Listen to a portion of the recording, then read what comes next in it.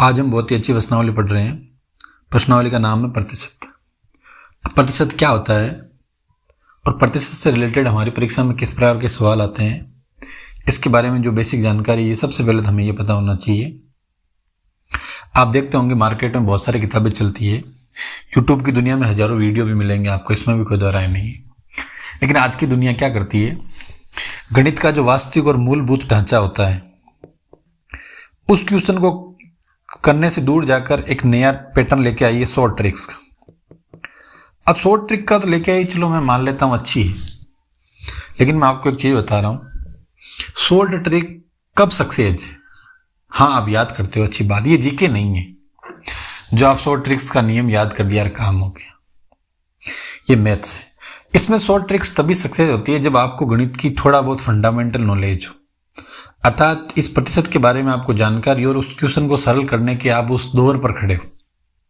बाकी आप short tricks को लेके जाओगे तो मुझे नहीं लगता कि आप शॉर्ट ट्रिक्स से जुड़े हुए इतने फॉर्मूले याद कर पाओगे।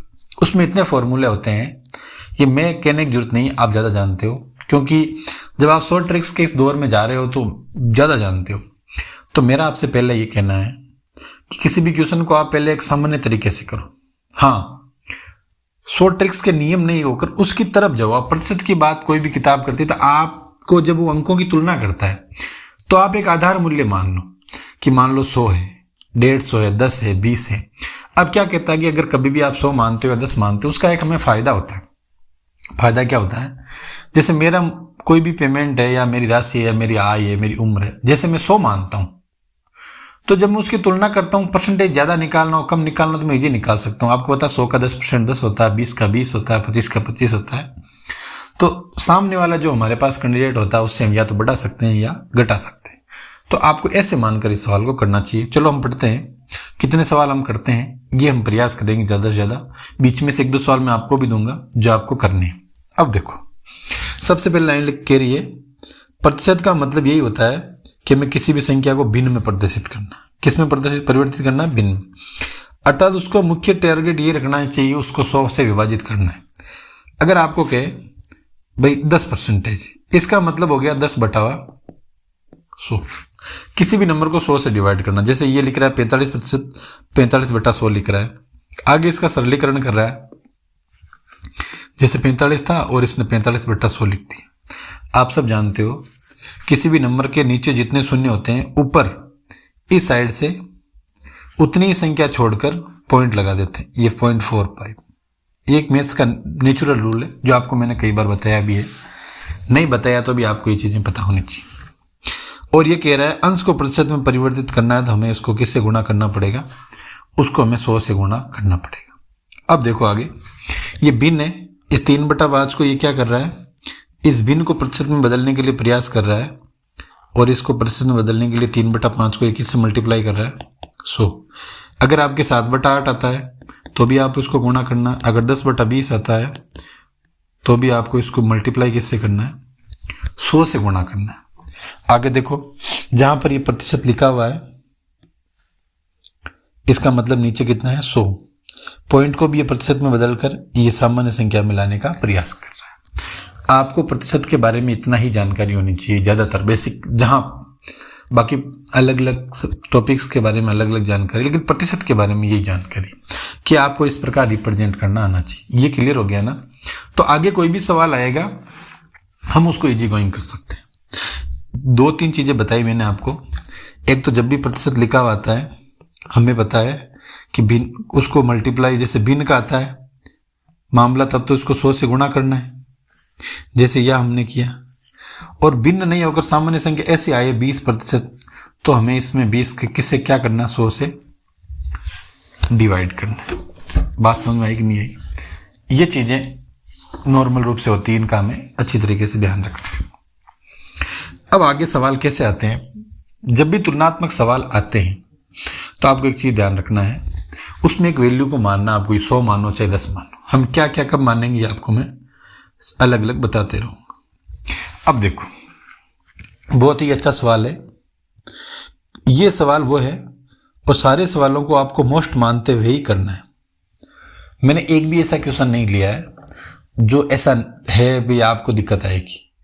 और दिक्कत आने वाली बात नहीं। सारे सवाल मोस्ट इंपॉर्टेंट है, एग्जाम में आने वाले हैं, इसलिए आपको उनको अच्छा थोड़ा समय देकर आपको पढ़ना है।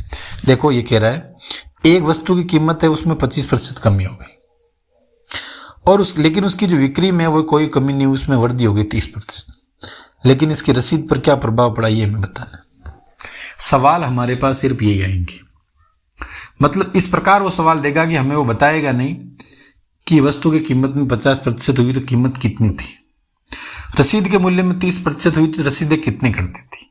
ये हमें कल्पना करनी, और कल्पना आपको एक्स मानकर ज़्यादा नहीं करना। हाँ, कई सिचुएशंस ऐसी हो कि जहाँ एक्स मानेंगे, लेकिन आप क्या करोगे, डायरेक्ट ये कार्य करो। और डायरेक्ट आपको क्या करना है, ये मानना कि भाई माना हम बराबर लेकर चल रहे हैं कि जो कीमत भी इसकी कितनी थी 100 रुपये, और ये मानते हैं कि हमारे जो रसीदें भी कटती थी वो भी कितनी कटती थी 100 बराबर। भाई अगर मैं 10 करूंगा 20 करूंगा तो हमें कन्फ्यूजन सा स्थिति रहेगी। तो मैं ये कह रहा हूं कि हमारी जो कीमत थी वो 100 रुपये थी, कोई भी एक वस्तु बेच रहे थे और दिन की 100 वस्तुएं बेच रहे थे, तो 100 रुपये से हम दिन में 100 वस्तुएं बेच रहे थे। देखो ध्यान से रखना, ये तो रुपये है और ये रसीद है, ताकि हमें डाउट नहीं रहे। और तो हमारी ये आता है 10,000 रुपये। क्लियर चीज। अब ये कह रहा है कि रुपयों में तो 25% कमी हो गई, तो आप चाहे इसमें कमी करो चाहे इसमें कमी करो, हमारे पर्सन कभी गलत नहीं आएगा। क्यों कि हमने पहले पूर्व प्लानिंग के तहत इसमें पहले से वृद्धि कर दी, समान सिमिलर लिखे। अगर कमी होती है तो ये हो गया 100 से 75, और रसीद में वृद्धि हो गया तो ये 100 से कितनी वृद्धि हुई 30%। आप सब जानते हो 100 का 25% कितना होता है 25, और 100 में से जब 25 घटाते हो तो 75, और इसी प्रकार 100 का 30% 30, और वृद्धि हो गई तो 130। ये दोनों आए कि नहीं आए, आप इन दोनों को मल्टीप्लाई कर दो। ये देखो है कि नहीं, मल्टीप्लाई आपको आना चाहिए। जैसे मैं मान लेता हूं इनको मल्टीप्लाई आप करोगे तो लगभग 9,750 रुपये आएंगे। अब देखो मार्केट में ये प्रभाव पड़ा रुपयों में, पहले 10,000 रुपये की बिक्री हो रही थी, अब हमारी बिक्री इतनी कम हो गई, तो मुझे बताओ बिक्री में कितना अंतर आया 250 रुपये का कितना आया। तो माल या बिक्री पर क्या प्रभाव पड़ा, तो जब हम बिक्री का प्रभाव निकालेंगे भाई 250 का मामला प्रभाव पड़ा। पहले हम 10,000 का धंधा करते थे, ये प्रतिशत में निकालना 100 से गुणा कर दिया, 1020 1020, ये 10 से ये कट गया, आपके पीछे बच गया 25/10, और आप इसको जब सरल करोगे तो 2.5%। आप सब जानते हो जब भी हमारे पास 2.5% आता है तो हम उसको 2.5% कह सकते हैं। ये प्लस में आया इसलिए वृद्धि हो गई, अगर ये भी बढ़ जाता तो ये आंसर माइनस आता, तो माइनस आता तो इसमें क्या हो जाती भाई, जब रसीदों में वृद्धि होकर मान लो 11,000 हो जाता, तो हमारे पास 1,000 रुपये की वृद्धि हुई कि नहीं हुई, तो ये अलग तरीके से आ जाता, तो रसीद पर यह प्रभाव पड़ा। बोलो बात समझ में आई कि नहीं आई। सॉरी, दैनिक बिक्री हमारी कम हुई कि नहीं हुई, तो हमारी कमी आएगा, ठीक है। और अगर यहाँ रुपये में वृद्धि हो जाती तो पहले वृद्धि हो जाती, लेकिन हमारे तो कमी हो रही है ना, पहले 10,000 रुपये हम कमाते थे, अब इतने ही कमा रहे हैं, तो ये हमारे कमी आ गई। इसका आंसर आएगा बी या 2। बोलो बात समझ में आई कि नहीं आई। इस प्रकार हमें सवाल करना है।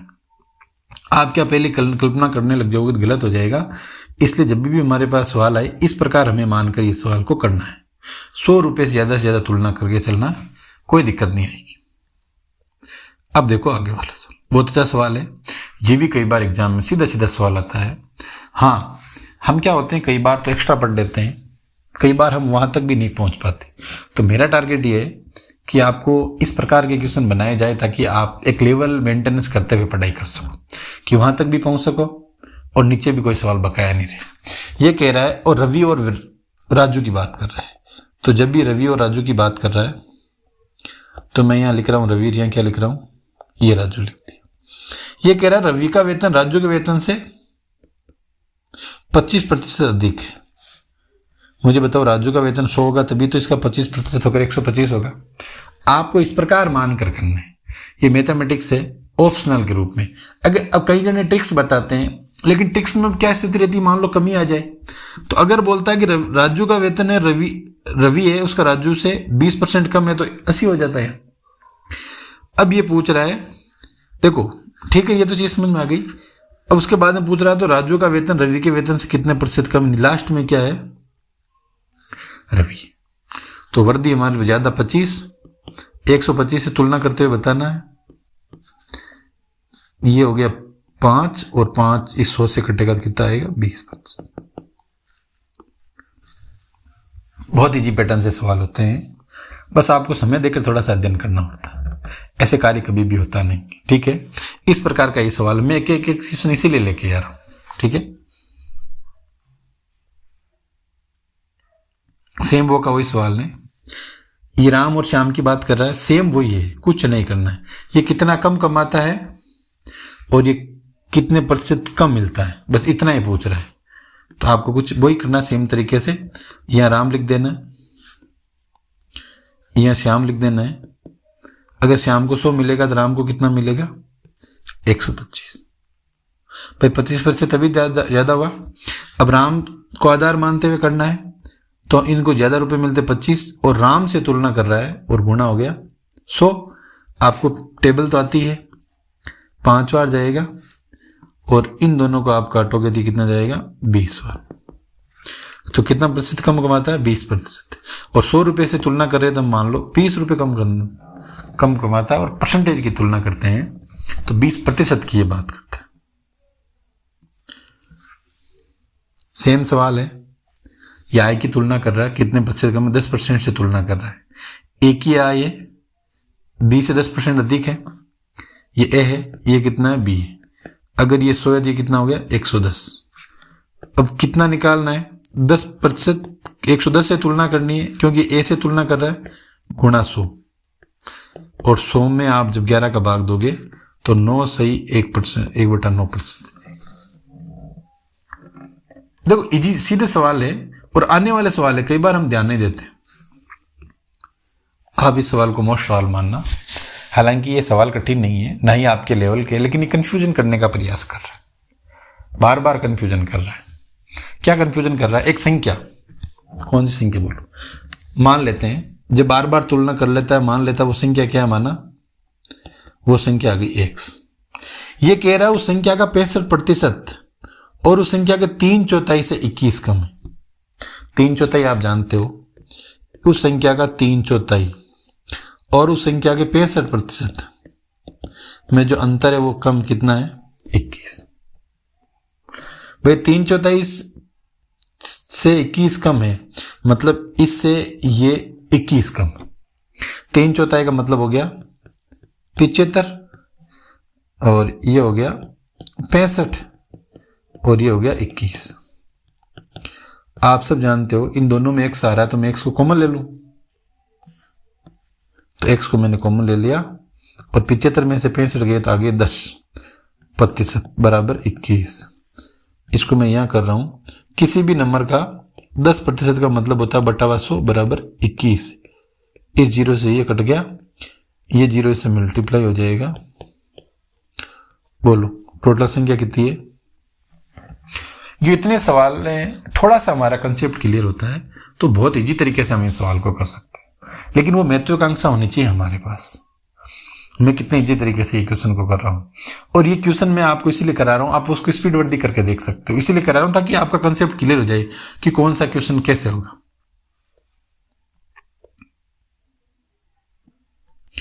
आपके प्रतिशत के सवाल में, लाभ हानि के सवाल में ये सवाल ज्यादा आते हैं।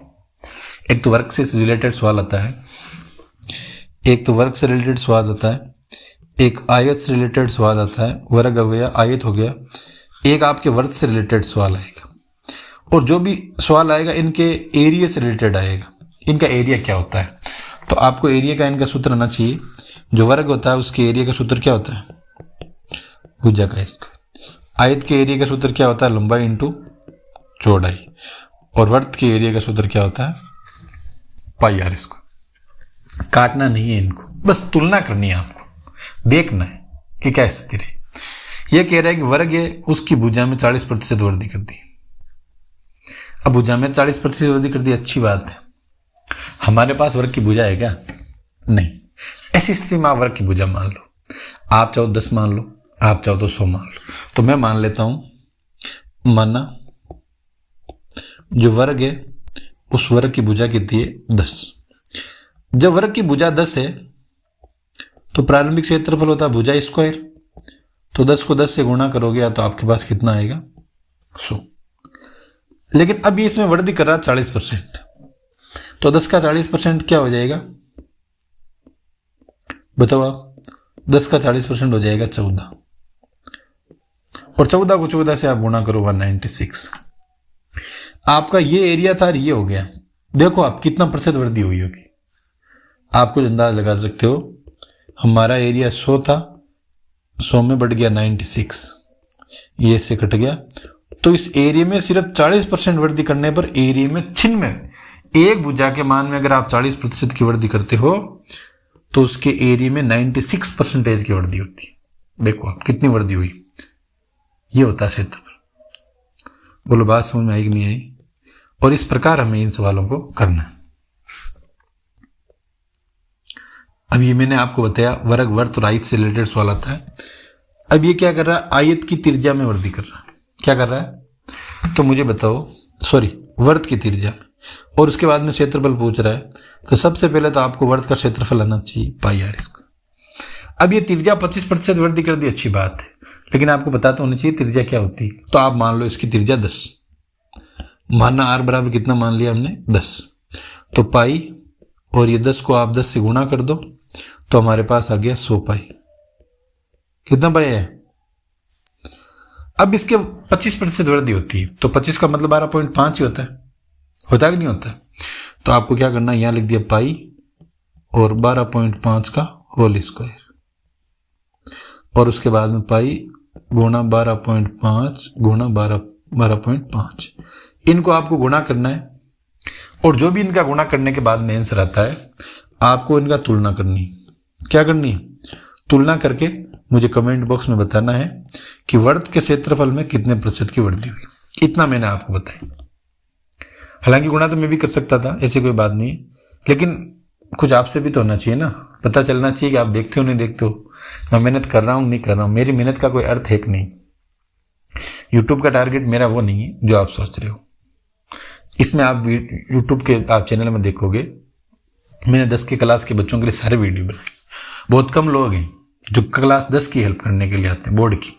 हाँ आते हैं तो कभी मॉडल पेपर, गेस्ट पेपर वो बना देते होंगे, लेकिन इतने एक एक line to line most of all.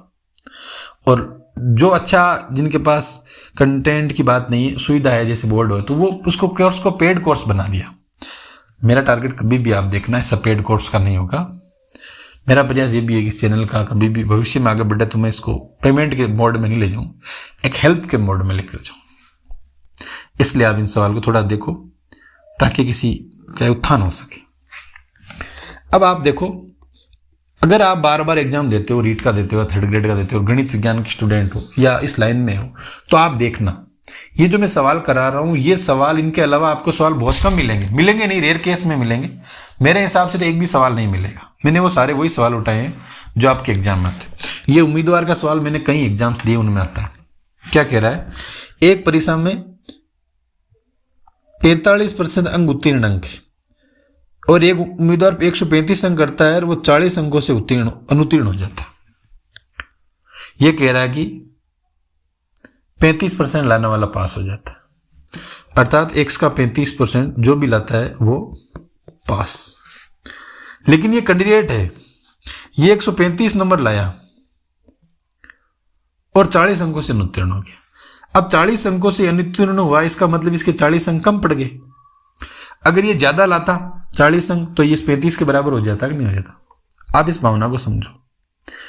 एक व्यक्ति 135 नंबर लाता है और उसके 40 नंबर कम हो जाते, लेकिन अगर वो 40 नंबर ज्यादा लाता, मतलब प्लस में, तो वो जितने पास होने वाले नंबर है वो ला सकता नहीं ला सकता?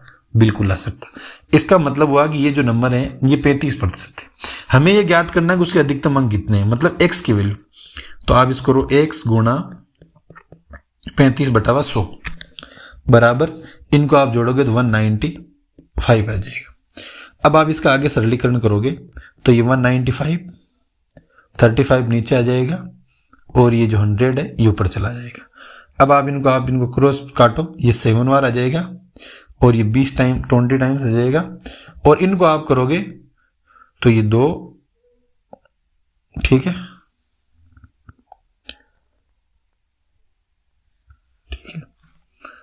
195 आपको इनको काटना है 55, सॉरी 5 और कटा 7 ही आएंगी। एक परीक्षा में 35% उत्तीर्ण अंक, ठीक है। उम्मीदवार 135 अंक प्राप्त कर लिया, 40 अंकों से अनुत्तीर्ण हो जाता, मतलब 40 अंक कम है उसकी, तो 195 135/100, तो ये हो गया।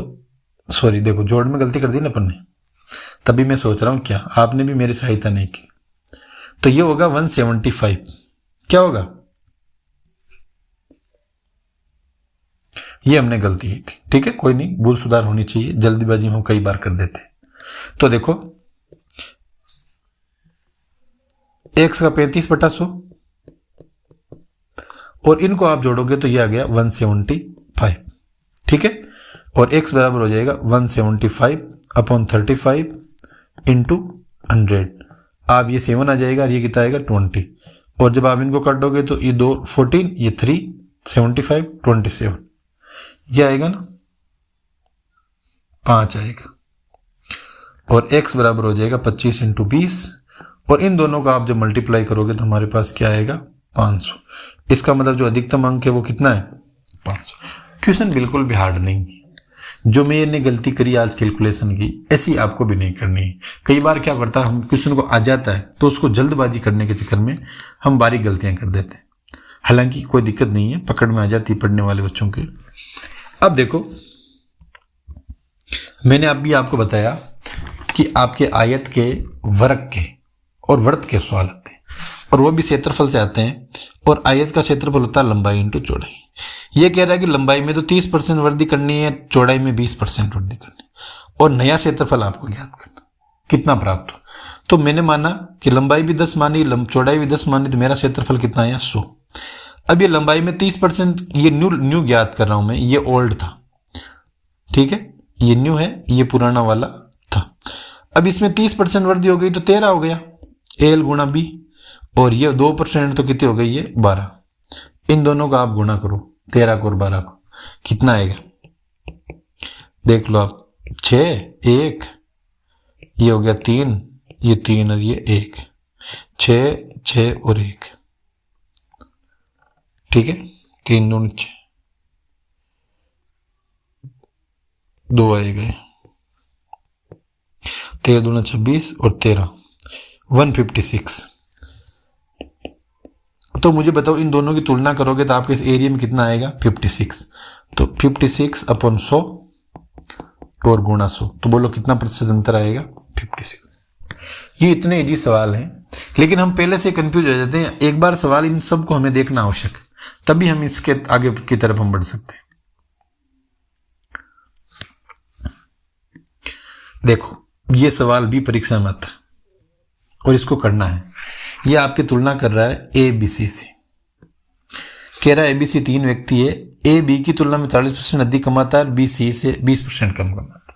सबसे पहले आपको पीछे से कार्य करना है या आगे से करना है, तभी आपके सवाल समझ में आएगा। पीछे से गणित एक चीज ऐसी है, यह कह रहा है बी सी से 20% कम कमाता है, बी सी से 20% कम कमाता है, तो कितना आ गया 80। ये 100 कमाएगा तो ये सी आ गया। और उसके बाद में कह रहा है ये ए है, बी की तुलना में कितना कमा रहा है, ये ए बी की तुलना में 40% अधिक कमाता है, तो 80 का 40% कितना होता है 32, तो कितना रुपए आ गया 112 रुपए। भाई इसकी तुलना में 40 कमाता है तो 80 का 40% आपको निकालना आता ही है 832, और इस 80 में आप 32 जोड़ोगे तो 112। ए सी से कितना अधिक कमाता है, तो आप ए को सी से तुलना कर दो, कितने रुपए आएगा 12 रुपए मान लो, चाहे 12% मान लो।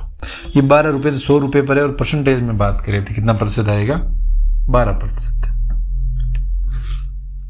बहुत अच्छा सवाल है ये। देखो 40 लीटर के दूध में पानी का मिश्रण है 10%, मतलब 4 लीटर पानी है। अब आपको इसमें और कितना मिलाना है, 20% हो जाए, ये आपको चेक करना। इतना एक सवाल तो कर ही सकते हो ना, बहुत अच्छा सवाल इसीलिए मैं आपको दे रहा हूं, ठीक है कि नहीं है। मेरे हिसाब से तो इसमें 5 लीटर पानी और मिलेगा नए मिश्रण में, नए मिश्रण में 5 लीटर पानी मिलेगा, तब ये 20% होगा। बाकी अब आपको देखना। अब ये सवाल देखो, 2 छात्र हैं ए और बी। ये कह रहा है एक छात्र ने 20% अंक प्राप्त किए और 30 अंक से फेल हो गया। ये 20% अंक प्राप्त किए और 30 अंक से फेल हो गया, मतलब 30 अंक कम हो गए। अगर 30 अंक उसके ज्यादा आते तो वो क्या हो जाता? पास। दूसरे अंक के छात्र के 32% अंक आए, ये लो सब, और उत्तीर्ण होने से 42 अंक ज्यादा लाया। अगर वो कम लाता तो बराबर जितने उत्तीर्ण वाले चाहिए इन, देखो आप इन सवालों को समझो भाई, हमें ये चेक करना कि इन दोनों के नंबर बराबर आने चाहिए। बराबर होंगे कोई समीकरण तभी सरल होगा। ये कह रहा है कि ये 20% नंबर लाया, ये पास हो जाता अगर उसके 30 नंबर और आ जाते, मतलब 30 नंबर कम पड़ गए। ये 32 नंबर लाया लेकिन पास हो गया, और पास हो जो 42 नंबर ज्यादा ले रहा है, तो ज्यादा लाया इसका मतलब इसके कम करो, ताकि ये दोनों पास होने की स्थिति में पता चले कि दोनों के पासिंग मार्क्स कितने, और उसके बाद में उत्तीर्ण होने के लिए कितने अंक की जरूरत है ये भी हम ज्ञात कर सकते हैं। ठीक है कि नहीं? तो देखो x, ये 42 को मैं इधर लेके आ जाता हूं तो 30 + 42, और ये हो गया x गुणा 32%, और 20% को उधर लेके जाता हूं, 32 में से 20 जाएगा, कितना आएगा? ये हो गया 72, और ये हो गया x गुणा 12/100। अब आपको सरल करना है, तो कैसे सरल करोगे? यहां कर रहा हूं मैं, ध्यान से देखना। यहाँ ये x बराबर या x गुणा 12/100 बराबर 72, तो x बराबर 72/12 गुणा 100, 12 को 6 बार, और टोटल नंबर कितने हो गए? अब देखो x को नंबर कितने मिले टोटल? 600 नंबर। अब आप इसका 600 का 20% निकालोगे, कितना आएगा? 120, और 30 नंबर इसमें और जोड़ दोगे तो पास होने के लिए कितने अंकों की जरूरत है? 150 अंकों की जरूरत है। कितने अंकों की जरूरत है? 150 अंकों की। इसको आप एक बार और देखना, फिर भी समझ में नहीं आए आप मुझे पूछना। सेम ऐसा का ये सवाल है, बहुत अच्छा सवाल, उम्मीदवार से जुड़ा हुआ भी सवाल परीक्षा में कई बार ज्यादा आता है। एक चुनाव में 2 उम्मीदवार थे, मान लिया भाई ये लो एरिया में, हारने वाले उम्मीदवार ने कितने % वोट किए? 41% वोट प्राप्त किए, एक्स का 41%, और वो 5580 वोटों से हार गया। क्या हो गया? हार गया। मतलब अगर 5580 वोट इसको मिलते तो वो बी के बराबर वोट लाता कि नहीं लाता? भाई इतने वोटों से दिया, हारा, कम पड़ गए। अगर ये वोट इसमें मैं जोड़ देता हूं,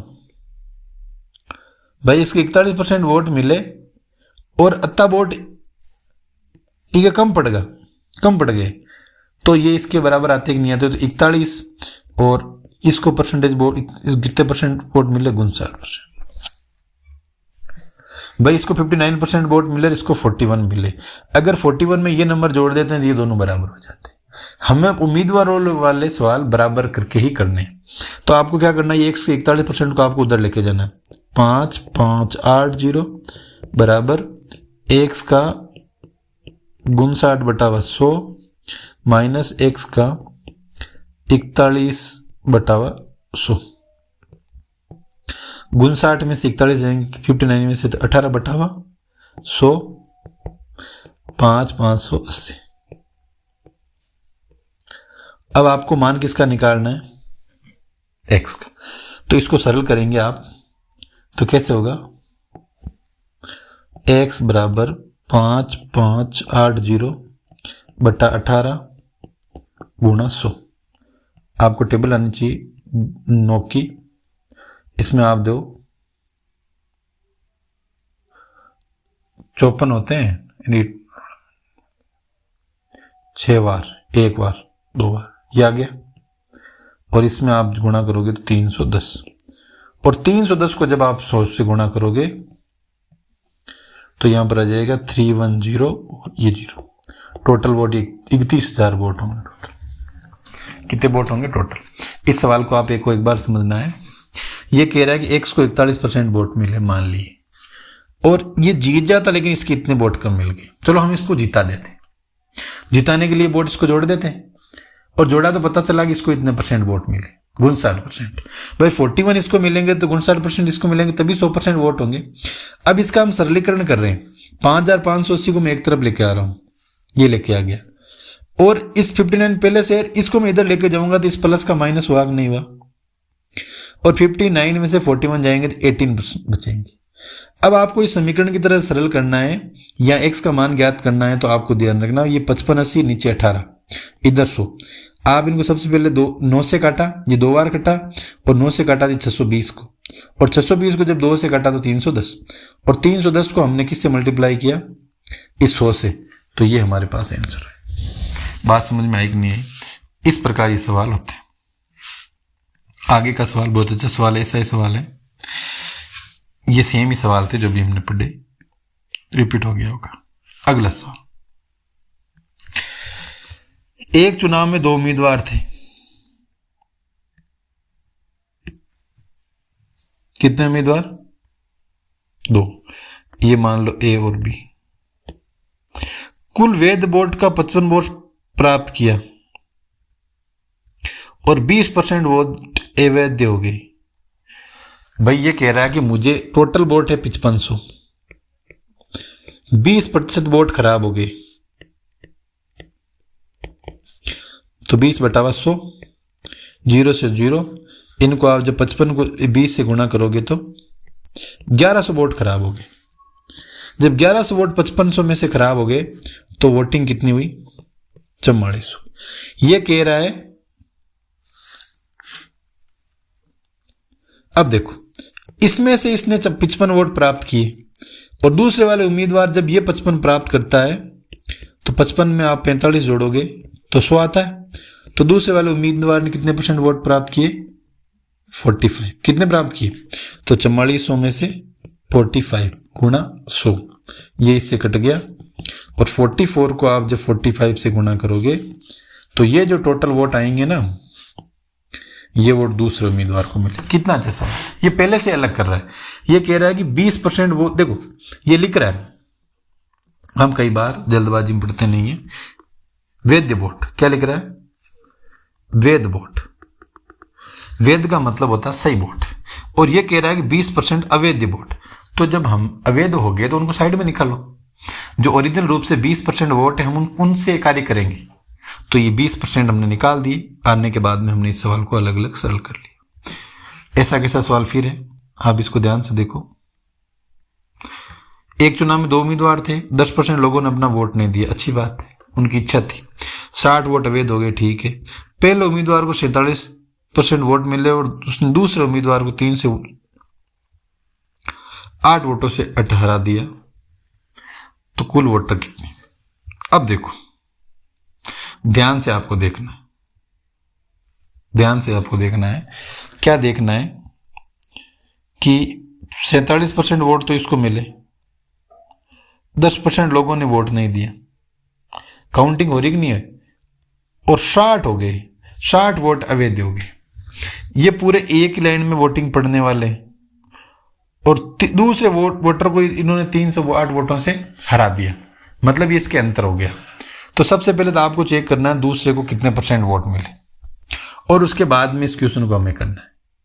तो बहुत इजी क्वेश्चन है, एक बार आप देखना, प्रयास करना है, फिर उसके बाद में मैं आपको इसको बताऊंगा। ये सवाल आगे वाले 2-3 सवाल में लगातार आपको दे रहा हूं, क्योंकि मैंने वोटों वाले सवाल आपको कॉपी करवा दिए।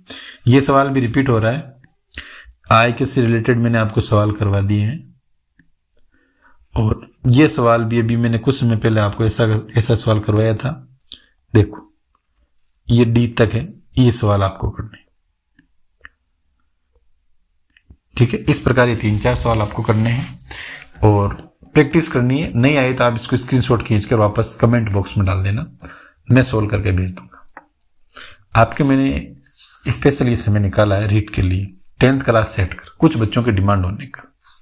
हो सकता है उन बच्चों को वो समय नहीं मिल पाता जिस तरीके से वो पढ़ना चाहते हैं, तो मैंने वो कंटेंट ढूंढा है जो आपके एग्जाम में क्वेश्चन आते हैं। आप इन मात्र 22 स्लाइड से इसमें से लगभग 21 क्वेश्चन है या 20 क्वेश्चन है, आप उनको अच्छा पढ़ के जाओ। आपके एग्जाम में कोई भी किसी भी कंडीशन में मुझे नहीं लगता कि इन सवालों में से कोई बाहर जाएगा। क्यों? कि अब मैंने सारे कंटेंट अधिकतम में से अधिकतम परसेंट ढूंढ कर आपको दिए जो रीड के लेवल में आ सके, परसेंटेज के। हाँ, प्रतिशत का जो लेवल है आपको दे रखा 10th लेवल, या तो 10th में तो आजकल प्रतिशत की लाभ भरने की प्रश्नावलियां रही नहीं, तो इजी कंटेंट और जो पुराने कंटेंट रिवाइज कंटेंट होते हैं वो आते हैं। अगर एनसीईआरटी की बुक में होता तो मैं वहां से भी ढूंढ के आपको देता। आप जुड़े, समय निकाला। थैंक यू सो मच, धन्यवाद।